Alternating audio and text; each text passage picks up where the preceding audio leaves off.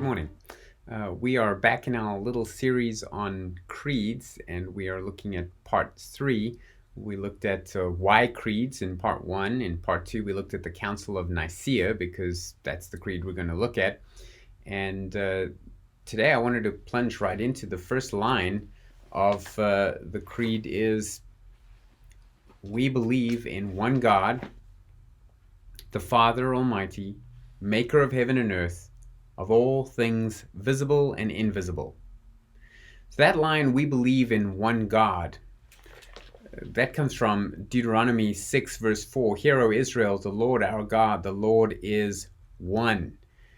So we believe in God. We believe that there's one God. Christians have sometimes been accused by Jehovah's Witnesses, for example, of being polytheists, that we have three gods, but we do not believe that we have three gods. There is one God. And so I like how the Nicene Creed begins with that affirmation. We believe in not just a God, we believe in a particular God, and that there's only one God.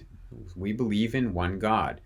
Who is he? Well, he is the Father Almighty. So we believe in a God who is eternally Father. This is going to be very important, the fact that he was a father. By nature, God is a father. This is going to be important when we talk about the fact that he has a son, because to be a father, you need an offspring. You need a son or a daughter. And so he is the Father Almighty, not one of the fathers, but the Father. The creeds are economical with their words. They're also extremely precise with their words. So we believe in one God, the Father Almighty.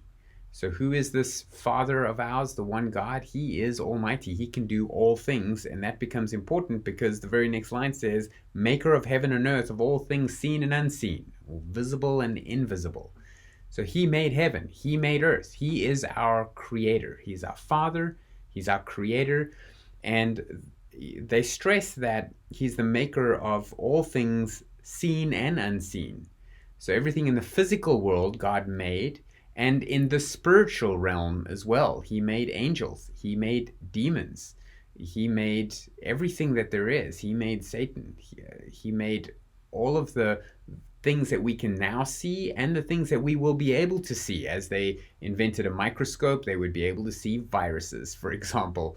And viruses were created by God. You know why? Because it's something that you can see.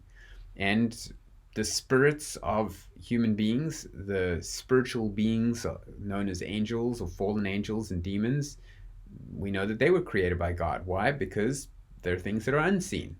So things that we have discovered, things that we have not yet discovered, things that we can see, things that we can't see. It's just an all-encompassing, comprehensive declaration that our God, the Father, is almighty. He can do all things that he wants, and that he made the heavens and the earth and all things that are visible and invisible.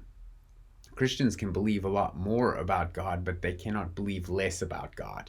You have to believe that he is the Father, the Almighty, the maker of heaven and earth, of all that is seen and unseen. And what a wonderful God that we worship. I suggest that if you feel like singing a song about that, you sing the song, This Is My Father's World. He's the one that made me. He's the one who adopted me, therefore he's my Father, and he is the one that made this whole world. So no matter what's going on with, viruses and quarantine and who knows, earthquakes, economic meltdown, there may be a physical problem that you have, a health issue, there may be an emotional problem that you're going through, a difficulty, loneliness or relationship tension. There may be a spiritual battle that you are fighting in some sense. You need to know that God is the maker of all things, and that he is sovereign over his whole creation, and that we worship only one God.